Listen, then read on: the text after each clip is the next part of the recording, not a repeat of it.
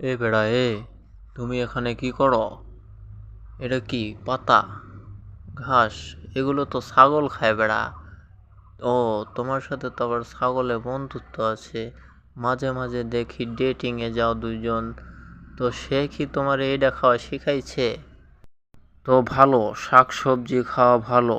বেশি বেশি করে শাক সবজি খাইবা। আর শরীরে পুষ্টি বানাইয়া গণহারে ডাউনলোড দিবা তোমরা।